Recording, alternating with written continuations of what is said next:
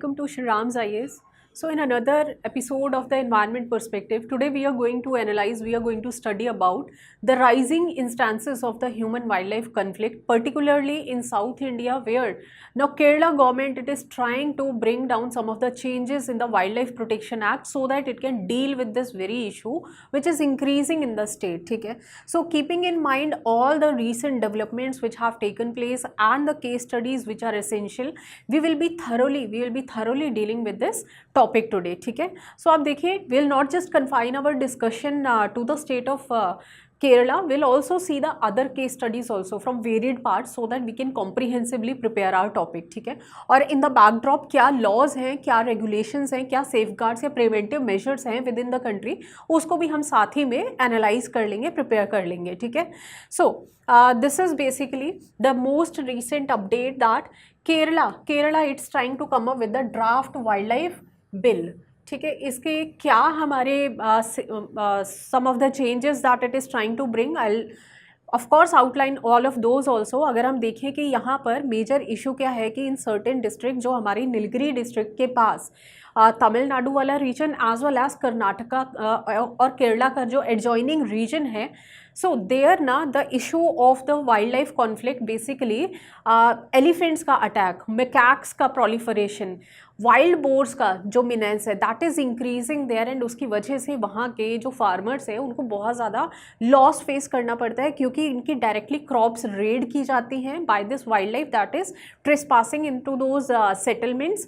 And not only this, apart from that also injury and cost to the lives of both life stock also as well as the people also and also the wild animals which are conflicted. ठीक है. So in that backdrop we will study about this, and other than that Kerala has also started another drive so that it can collect more data and it can also come up with more awareness with regards to the issue of the management of the human wildlife conflict.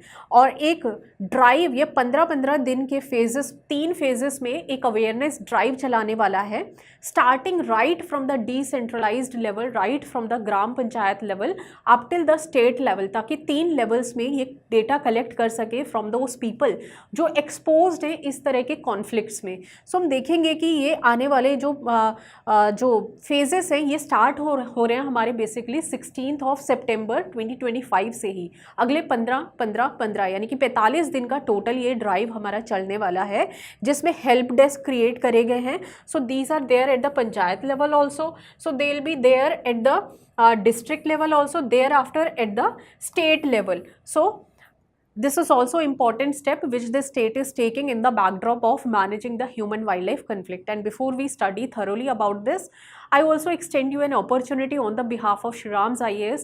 हमारे mentor से आप expertise guidance ले सकते हैं to tailor your preparation as per the demands of the UPSC. अगर कोई भी query है रिगार्डिंग द स्ट्रैटेजी, हो सकता है कहीं स्टक हैं आप या कुछ भी समझ नहीं आ रहा how to balance the subjects, even then you can approach the mentors. Free of cost opportunity है, आपको सिर्फ लिंक ढूंढना है डिस्क्रिप्शन में, वहाँ पर डिटेल्स फिल कीजिए and thereafter you will be connected with the mentors. तो चलिए लेट्स स्टार्ट डिस्कसिंग.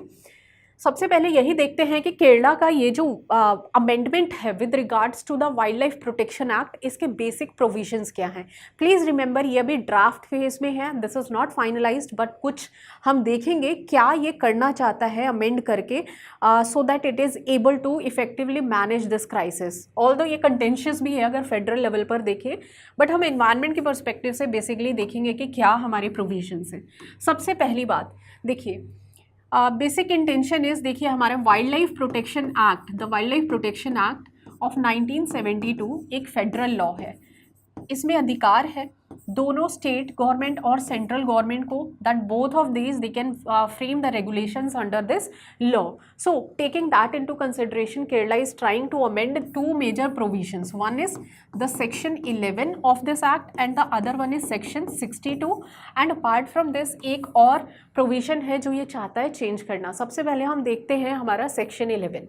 देखिए सेक्शन 11 के तहत जो हमारा ओरिजिनल एक्ट है ये बोलता है कि सेक्शन 11 के तहत जो हमारा चीफ वाइल्ड लाइफ वार्डन होता है, चीफ वाइल्ड लाइफ वार्डन, सो इसके पास हमारी पूरा अधिकार होता है, he'll have all the powers that he can take the decision with regards to declaring any animal, अगर उसको डिक्लेयर करना है कि it is dangerous to life and property या फिर लाइव स्टॉक, और अगर कोई भी और ऑप्शन नहीं बचा है अदर देन किलिंग और वुंडिंग दैट एनिमल, जैसे कि after you have exhausted the other options कि आपने उसका ट्रांसलोकेशन, उसको रेस्क्यू करना, या फिर अगर अदर मीन से जैसे कि उसको कैप्चर किया जा सकता था, अगर ये पॉसिबिलिटीज़ नहीं पॉसिबल हैं और वो animal it is beyond recovery, diseased also, in that instance this chief wild life warden he will be having the sole authority to declare और to permit the killing of that wild animal. He will be having the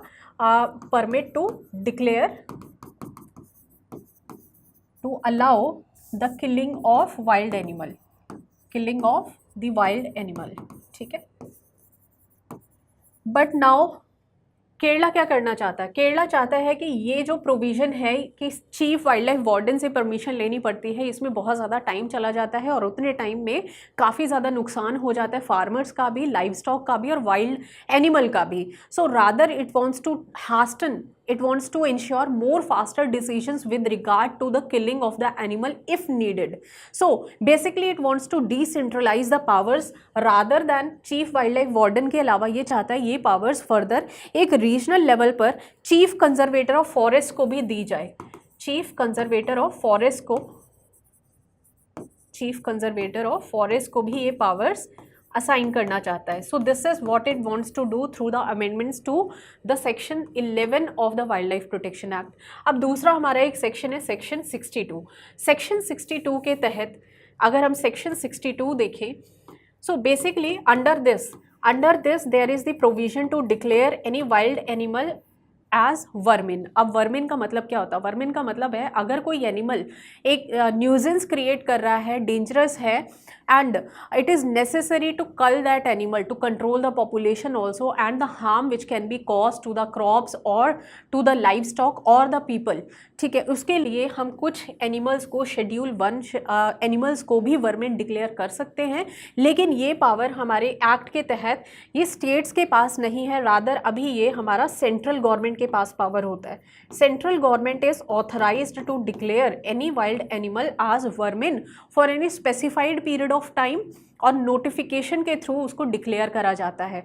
इससे पहले जो original act था, original act में vermins के लिए हमारे पास एक सेपरेट शेड्यूल 5 हुआ करता था, लेकिन इस शेड्यूल 5 को हमने ओमिट कर दिया था. We had deleted this when the amendments were done in 2023 to this very act. And further now Kerala government it wants that ये वर्मिन डिक्लेयर करने की पावर जो है स्टेट गवर्नमेंट के पास भी होनी चाहिए, ताकि ये स्टेट लेवल पर जल्दी से डिसीजन ले सके अगर किसी वाइल्ड एनिमल, जैसे कि यहाँ के बॉनेट मैकाक्स है, bonnet macaques they are now seen in abundance near the settlements and उसकी वजह से बहुत ज़्यादा नुकसान हो रहा है फार्मर्स को. तो ये चाहते हैं कि बॉनेट मैकाक्स जो हमारे अभी शेड्यूल 1 में है, शेड्यूल 1 से ये उसको शेड्यूल 2 में डाउनग्रेड करना चाहता है, सो दैट फर्दर हम उसे डिक्लेयर कर सके vermin and we can deal with the problem of the increasing population of these menace causing wild animals. ठीक है, सो ये तो है कि केरला क्या करना चाहता है. ऑल्दो ये बोन ऑफ कंटेंशन रहेगा, आप गवर्नेंस में इसको फर्दर पढ़ेंगे, सेंटर स्टेट कन्फ्लिक्ट रहता है. ठीक है, but will not delve in to that. We will see from the environmental perspective that why the human wild life conflict is rising in the country and what are the other states जहाँ पर इस तरीके की problem है. So now we are going to start our statics का जो हमारा syllabus है. So we will look into कि human wild life conflict overall in the country कहाँ कहाँ पर है और इसका मतलब क्या होता है. ठीक है, देखिए human wild life conflict UN के हिसाब से भी the UNCBD that also defines it as any kind of the negative interaction. Negative interaction किसके बीच में? ये हो सकती है वाइल्ड एनिमल्स के बीच में और ह्यूमंस के बीच में, एज वेल एज उनके लाइव स्टॉक्स के बीच में. अगर किसी भी तरीके का नेगेटिव एसोसिएशन होता है if they are coming in contact with one another. So that will result in the loss of the life also it can, or it will result in the damage causing to either of these, ठीक है. So इसको हम basically बोलते हैं this is the human wild life conflict. अब human wild life conflict होने की संभावनाएं कब होती हैं सबसे ज़्यादा? इसका मतलब कि एनिमल्स और ह्यूमंस के बीच में ये जो कॉन्टैक्ट है ये बढ़ रहा है, वो उसी वजह से क्या हो रहा है, इनके बीच में नेगेटिव एसोसिएशन हो रहा है, ह्यूमन वाइल्ड लाइफ कॉन्फ्लिक्ट बढ़ रहा है. सिंपल सा ये हमारा एक समझ होनी चाहिए ह्यूमन वाइल्ड लाइफ कॉन्फ्लिक्ट क्या होता है, ठीक है. सो अगर हम देखें पूरे इंडिया में, अगर हम देखें more than 500 people annual basis पर, more than 500 people in a year they are dying because of the human wildlife conflicts, and that too अगर हमारे human elephant conflicts को देखें, so that solely is responsible for majority of the conflicts that are taking place in our country, ठीक है. human animal conflict में elephants का हमारा जो मीनेस है वो बहुत ज़्यादा बढ़ता जा रहा है. अपार्ट फ्रॉम दिस अगर हम देखें, अब इन एनिमल्स की वजह से जो हमारी क्रॉप्स का डैमेज होता है वो भी बहुत ज़्यादा है. Other what is the other effect of the negative association between the humans and the wildlife, that is the rise in the spread of the zoonotics also. Zoonotics are also spreading, यानी कि diseases, infectious diseases जो animals में humans में फैल सकती हैं. So ऐसे diseases भी, इसका रिस्क भी बढ़ जाता है. So this risk is also increasing. Apart from this farmers का लॉस होता है, फार्मर्स का लॉस हो रहा है because their crops are raided, plus their live stock, there is depredation of the live stock by the wild animals, depredation of the live stock. So now we will see कि हमारे कौन से regions हैं जहाँ पर सबसे ज़्यादा conflict है. So will start with the upper part, जो हमारा नदर्न हिमालयन स्टेट्स है, will start with those states. अगर हम देखें नदर्न हिमालयन स्टेट्स में, सो हिमालयन स्टेट्स के केस में ज़्यादातर आप देखोगे कि कौन से एनिमल्स और ह्यूमंस के बीच में कॉन्फ्लिक्ट होता है, जो ठंडी जगह से अडाप्टेड है. यानी कि आप देखोगे यहाँ पर ज़्यादातर स्नो लेपर्ड्स, ब्लैक बियर या फिर brown bear, brown bear. So with these animals you will find that now the instances of the human wildlife conflict are rising here. Major cause क्या है? मेजर कॉज वन दैट अगर हम लद्दाख का state देखें, लद्दाख में काफ़ी हेल्दी पॉपुलेशन है हमारी स्नो लेपर्ड्स की, लेकिन the area which is available under the protected areas for the species that is not sufficient. One is the insufficient area under the protected areas, जिसकी वजह से ये जो एनिमल्स हैं ये वेंचर करते हैं outside the protected areas and they often come in to contact with the humans and the livestock, and as such there is negative association between these two. So that is number one reason. Second reason हमारा क्या है? अगर इस area में हम देखें, इन areas में भी आप देख रहे हो कि अनसस्टेनेबल डेवलपमेंट की वजह से हैबिटेट लॉस बहुत ज़्यादा हो रहा है. अनसस्टेनेबल डेवलपमेंट की वजह से क्या हो रहा है? Habitat of this species is getting encroached. So habitat का फ्रेगमेंटेशन एंड हैबिटेट का loss. So naturally it is going to drive these animals out of their natural living place, and they are going to find the provision for the water, for food, they look outside. So as such there is going to be more conflict.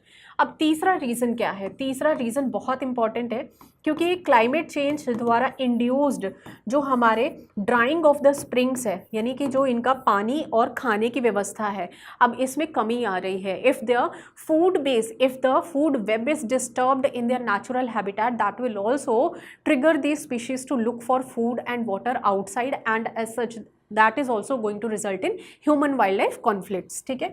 So drying of the springs. Other than that, even the snow cover, if you see the snow line now it is receding further northward, और tree line का expansion हो रहा है at higher elevations. अब tree lines जब alpine grasslands वाले reason में जब ज़्यादा इस्टेब्लिश होना शुरू हो जाएंगे, सो ये हैबिटेट हमारा जो है ये पूरा चेंज हो रहा है, and as such with this change in the habitat also you will find that these species they will be finding problem in finding the preys, in finding the herbivore animals upon which they are preying, and as such they'll be forced to look out in the nearby Himalayan villages, and that is also reason that यहाँ पर हमारे cases of human wildlife conflict increase हो रहे हैं। ये तो है हमारी हिमालयस की कहानी। अब देखते हैं further, let's go to state of Gujarat. अब गुजरात का केस स्टडी यहाँ से भी हम देखते हैं कि अनदर रीज़न। अब आप देखिए गुजरात में यहाँ पर बेसिकली हमारा गिर नेशनल पार्क है। अब गिर नेशनल पार्क में ऑल्दो ये अच्छी बात है कि हमारे गवर्नमेंट के एफर्ट्स की वजह से, कम्युनिटी के एफर्ट्स की वजह से लायंस का population within India that has been witness to rise. But problem क्या है, अब ये जो स्पेस है, जो हमारी प्रोटेक्टेड एरिया जो इनके लिए डेजिग्नेटेड है, that is falling short to accommodate this rise in the population of the lions, and because of this now the lions they are venturing out far towards these coastal areas also, and that is also becoming the reason for the rising human wildlife conflicts in the state of Gujarat. So इस तरीके से ही अगर हम गुजरात से थोड़ी सी नीचे जाएं, अगर हम मुंबई वाला रीजन देखें, now let's come to the case study of Mumbai. Mumbai में हमारा एक संजय गांधी नेशनल पार्क है, संजय गांधी नेशनल पार्क। सो संजय गांधी नेशनल पार्क में अगर आप देखो यहाँ पर इसके फ्रिंज एरियाज तक, यानी कि अर्बनाइजेशन इतना ज़्यादा बढ़ गया है कि हमारी ह्यूमन सेटलमेंट्स, हमारे urban centres, they are now very closely located just near the wild life habitat regions within. Now you will find that here Sanjay Gandhi national park के फ्रिंज एरियाज तक हमारा अर्बन स्प्रॉल देखने को मिलता है, urban sprawl. So naturally what will happen, there is going to be more conflicts, there are going to be rising cases of the tiger leopard conflicts with the humans, ठीक है। So this is also another reason that because of our rising urbanization and the encroachment within the eco sensitive zones also, यानी कि यहाँ पर क्या हो रहा है हमारा, we are encroaching upon the eco-sensitive zones. At some places it has not been even declared also, define भी नहीं करी गई हैं eco-sensitive zones. So that is also another reason. एक buffer zone जो ज़रूरी होती है so that एक shock को absorb कर सके और limit कर सके ये जो interaction है between humans and the wildlife. So if that is also lacking, again that is going to become problematic in terms of rise in the human-wildlife conflicts. So let's see the other cases also. So we'll analyze what are the other reasons and other places within India where these kind of conflicts you can see. अगर हम देखें, let's come to the eastern India. यहाँ पर basically हमारा Odisha, waste Bengal और ये छत्तीसगढ़ का area, MP का एरिया देख लेते हैं। सो यहाँ पर another reason why the conflicts are rising here. So basically यहाँ पर अगर आप देखो मेजरली हमारे जैसे छत्तीसगढ़ में एक फॉरेस्टेड रीजन है, हसदेव अरांड, दी Hasdeo अरांड। These are basically considered the lungs of the state of Chhattisgarh. लेकिन within these forests now you will find that more and more coal mining is increasing. So because of the rise in the coal mining also, that is also resulting in the human wildlife conflict because of the loss of the habitat loss हो रहा है, और जो ecological corridors होते हैं, the wild life corridors you can say, wild life corridors जो हैं ये भी हमारे क्या हो रहे हैं, they are getting fragmented. So when these wildlife corridors get fragmented, because of that also now these animals, they will find problem in finding their mating partners also, and also they will be venturing out in search of the prey, in search of the food, and as such they will be coming closely in contact with the human settlements, closely in contact with the livestock areas, grazing lands, and as such again human wildlife conflict will rise. So this has been noted here. अगर हम बात करें ओडिशा की, देखिए ओडिशा में basically हमारे forest fires की वजह से, because of the rise in the forest fires particularly in the Similipal tiger reserve, within the Similipal tiger reserve if you see forest fire के इंसिडेंसेस बहुत ज़्यादा बढ़ते जा रहे हैं। And not only this, the tribal people when they are venturing into the forest to collect the minor forest produce, जैसे कि tendu leaves collect करने जाते हैं, so even then also you find that there are going to be more attacks by the wild animals on these people if they are venturing out in the times which have been restricted, ठीक है। So that is also another reason for the rise in human wild life conflict. ठीक है, अब आते हैं major हमारा जो काफ़ी ज़्यादा चर्चा में है, the southern states and this complete area जो हमारा basically will say this is the Nilgiri biosphere reserve. So Nilgiri biosphere reserve में बहुत सारे नेशनल पार्क्स और वाइल्ड लाइफ सेंचुरीज आपको मिलेंगे across the states of Tamil Nadu, Karnataka and Kerala. और यहाँ पर अभी हम देखते हैं कि सबसे ज़्यादा केसेस आपको ह्यूमन वाइल्ड लाइफ कन्फ्लिक्ट के मिल रहे हैं। अब रीज़न क्या है उसका? नंबर 1 रीज़न इज़ कि यहाँ पर इन्वेजिव स्पीशीज़ बहुत ज़्यादा बढ़ रही हैं। इन्वेजिव स्पीशीज़ हमारे जैसे कि for example Senna spectabilis, the Senna spectabilis. Apart from this, Lantana camara, the Lantana camara. So these species, they are resulting in the change in the prey for the carnivore animals and also for the herbivore animals. So as such, the availability of the grass for the herbivore animals like the elephants. अब elephants को बहुत सारा grass चाहिए रहता है अपना food requirement पूरा करने के लिए, लेकिन अगर इनका फूड बेस अगर कम है within the jungles, plus those jungles now they are not completely intact, rather they are fragmented because of the unsustainable development also, and further that is going to result in these animals, they'll be venturing out of the natural habitat and they'll be coming closer to the humans where humans are living, and as such when they are bound to look for the food outside, and what will happen? Human wildlife conflict is naturally going to increase in this instance. So invasive species one reason. Other reasons, let's see what are the other reasons here. Other than this, अगर हम देखें यहाँ पर हमारे basically T estates, T और coffee estates आपको मिल जाएंगे बहुत ज़्यादा। टी और कॉफ़ी एस्टेट्स काफ़ी ज़्यादा प्रॉफिटेबल भी होते हैं, लेकिन प्रॉब्लम क्या है? Their expansion means agricultural expansion is taking place at the cost of the habitat of the wild animals. So agricultural expansion that is also resulting in the habitat loss and the fragmentation. So इस वजह से भी क्या हो रहा है कि यहाँ पर हमारे कॉन्फ्लिक्ट्स जो केस हैं with the tigers, leopards, other than this elephants के साथ, even the other species also, इन सब के साथ जो हमारे अटैक्स हैं on the humans that are also rising, and not only this live stock पर अटैक्स, और क्रेप्स जो हमारी जो क्रॉप्स हैं उन पर भी raiding by this animals that is increasing here.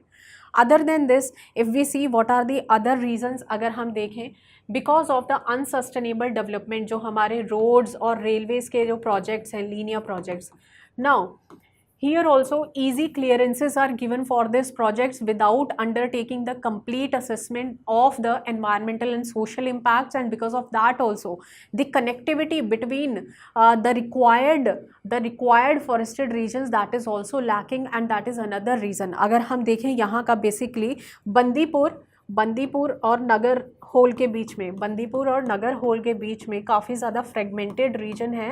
Here the wild life corridors they have been majorly fragmented because of these kind of unsustainable projects. So this is also another reason. Plus here also you will find the problem of the quarrying and mining. So because of the quarrying and mining also, that is another reason for the rise in the human wildlife conflicts here. So majorly हमने सारे areas जहाँ पर ज़्यादातर cases हमारे human wildlife conflict के India में देखे जाते हैं, case by case basis we have discussed those. अब हम देखेंगे next we have to see that what are the measures or solutions that are existing in the country. So let's talk about the way forward. Problem हमने discuss कर लिया है, अब देखते हैं कि इसका सॉल्यूशन क्या है। सबसे पहली बात, क्या हमारे पास अभी क्या सॉल्यूशंस हैं, ये भी साथ ही में डिस्कस कर लेंगे। First one, wild life protection act में already we have the provision for designating the protected areas. National parks, wild life sanctuaries declare करने का भी प्रोविजन है। Along with that there are also provisions like the declarations of the critical tiger habitats. So the need of the hour is that every tiger reserve, it should be having a certain area within the core which is kept completely free from the human presence, and strong regulations are required when it comes to the implementation of the provisions with regard to the prevention of humans trespassing into those regions. So eco tourism को भी और ज़्यादा strictly regulate करने की ज़रूरत है, even in the buffer areas. So because of the lax regulations in the ecotourism also, even in states like Uttarakhand, यहाँ पर भी हमारे जो hotels हैं, resorts हैं, now they are establishing much closer to the national parks and wildlife sanctuaries. So that is also another irritant when it comes to preventing the human wildlife conflict. So greed of the humans, that is also somewhere responsible for the rise in these kind of the conflicts. ठीक है, so ये हमारा provision already है, इसे implement करने की ज़रूरत है. Other than this we have seen wild life protection act में सर्टेन प्रोविजंस हैं कि सपोज कोई एनिमल हमारे लिए प्रॉब्लमेटिक बन गया, it is dangerous to the human life, और कोई ऑप्शन बचा ही नहीं है, लास्ट रिजॉर्ट में under section 11 chief wild life warden ही can give the permission to hunt that animal. ठीक है, अदर देन दिस अगर कोई एनिमल जिसकी पॉपुलेशन बढ़ती जा रही है and it's becoming a problem for the farmers to manage it, so under that also we can declare that animal as vermin. लेकिन ये पावर किसके पास है? सेंट्रल गवर्नमेंट के पास है अभी के लिए. ठीक है, सो ये भी प्रोविजन हमारे पास एग्जिस्टिंग है. So secondly if we see, government is also trying, it already provides the assistance, the technical and financial assistance to all the states which are part of the project Tiger and Project Elephant. So Project Tiger and Project Elephant. So under these also already the measures for the habitat improvement, they are outlined there, and it is responsibility of the state forest departments to implement those. For example, the provision of the water holes create किए जा सकते हैं so that these animals do not look for water outside, they have it within their habitat itself, natural habitat में ही. Other than this, जो grasslands हैं, grasslands को improve किया जाए, invasive species को weed out किया जाए. Invasive species, if they can be manually removed, so that provision also, the guidelines are provided under both of these species centric projects which we have in our country, Project Tiger and Project Elephant. Other than this, most importantly देखिए, Project Elephant में खासकर हमारा provision है with regard to declaring of the elephant corridors.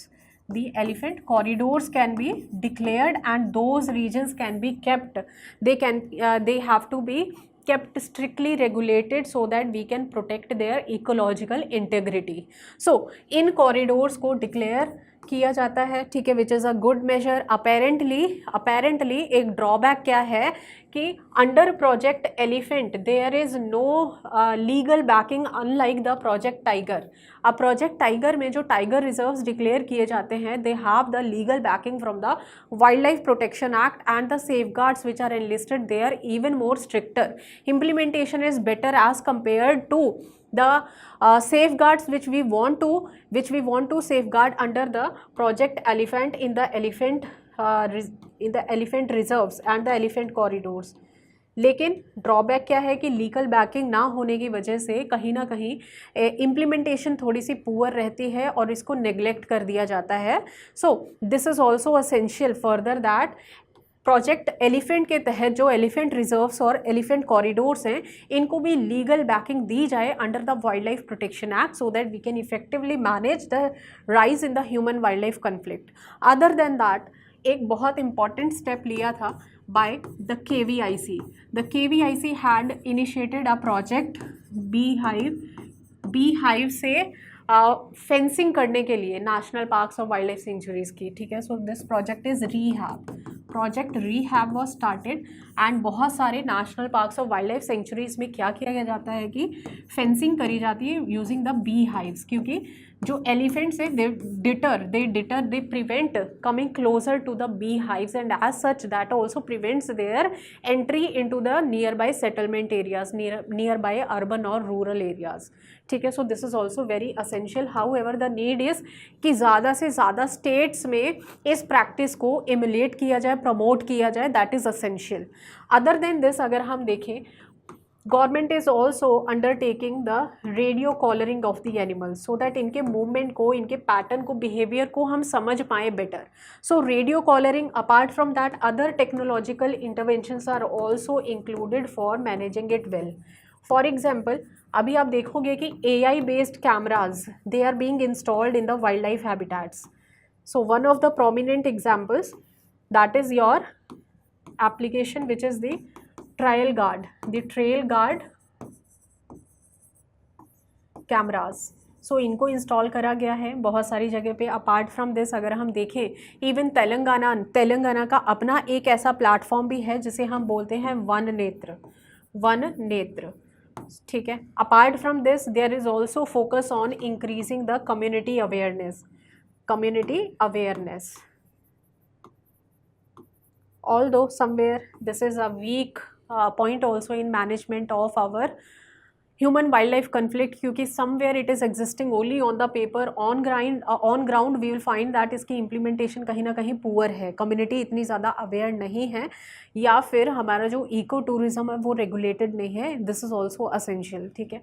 other than that अगर हम देखें और कौन से steps लिए हैं गवर्नमेंट ने, so remember that critical wildlife habitats are also declared. There is also provision to declare the critical wildlife habitats, and these are declared under the Forest Rights Act of 2006.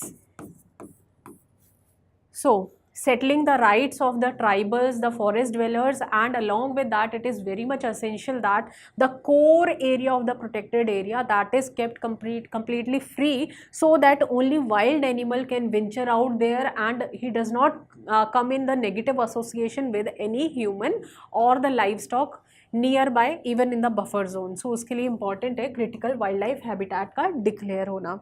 So other than that we can also see that other than this physical barriers are also created around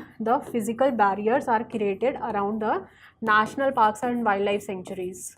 So these physical barriers, barbed wires use करके fencing करी जाती है. Barbed wire से basically focus is upon fencing the protected areas. But the problem कहाँ है? हमारे पास इतने सारे प्रोविजंस है, प्रॉब्लम है इम्प्लीमेंटेशन में. बोला जाता है कि जो फंड्स की, एक्सपर्ट्स आर पॉइंटिंग आउट कि जो फंड्स एलोकेट किए जाते हैं स्टेट गवर्नमेंट्स के, उसका प्रॉपर यूटिलाइजेशन नहीं किया जाता. अंडर यूटिलाइजेशन और misutilisation of the funds which are allocated for all of these measures by the state governments, that is one hindrance because of which we see that rising cases of the human wild life conflict are there in the country. ठीक है. So other than this if we see some of the biofences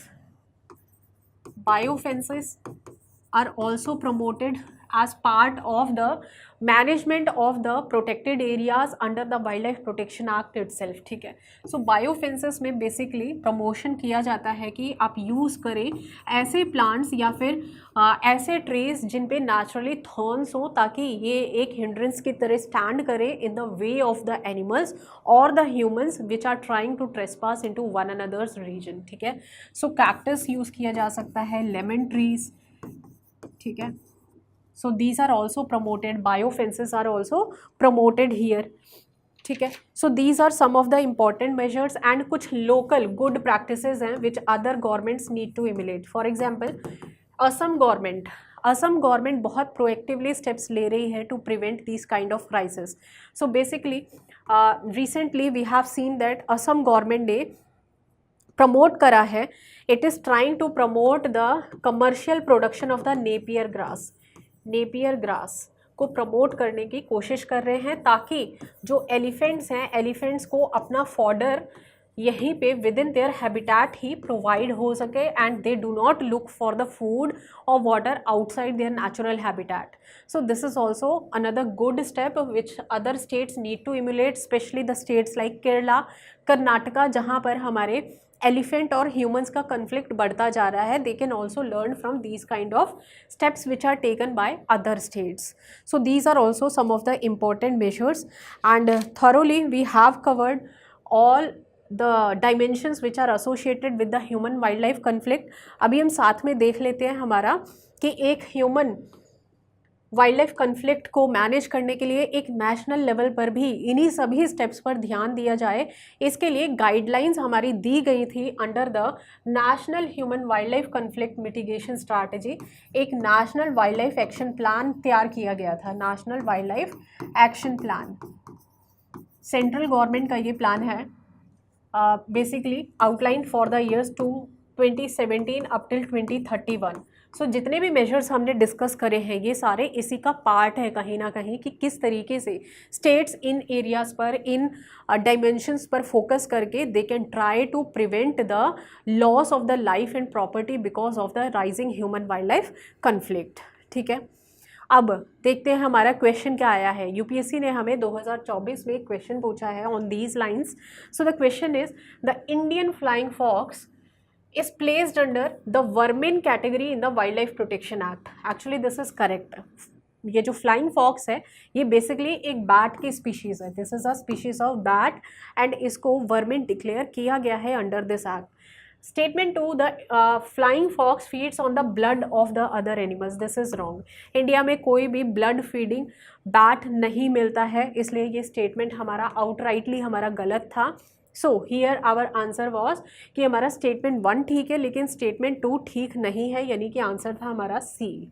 so basic concept ध्यान दीजिएगा, अगर किसी भी animal को declare करा जाए कंट्री में एज अ वर्मिन और कौन सा प्रोविजन है उसी के, ताकि आप ब्रशअप हो जाए आपका, इसके लिए एक आपका प्रैक्टिस क्वेश्चन भी है। With reference to the wild life protection act of 1972 consider the following statements, both state and central government have the power authority to declare a wild animal as vermin. So आप बताइएगा answer मुझे। An animal declared as vermin in one part of the country can be culled in any other part of the country. So examine these statements very carefully, taking in account all the currently existing provisions of the Wildlife Protection Act। और इसका answer आप मुझे comments में बताइए, और साथ ही में based upon our discussion, so you also have a question for mains practice. आप देखिए इसको लिख के, how well you remember all of these dimensions. ठीक है, question is, examine why the instances of the human wild life conflicts are increasing in the country despite certain preventive measures in place. 250 words में आप इसको लिखिएगा। ठीक है, and with that I will conclude today's topic, और बहुत सारे इस तरीके के एनालिटिकल टॉपिक्स के साथ डिस्कशन आपको डिलीवर करी जाएगी through these dedicated lectures, so that you can step up your preparation with regards to environment, geography and disaster management. ठीक है, और बहुत सारी प्लेलिस्ट में ऑलरेडी टॉपिक्स एनलिस्टेड हैं, प्रोवाइडेड हैं, you can go through that also. Thank you so much.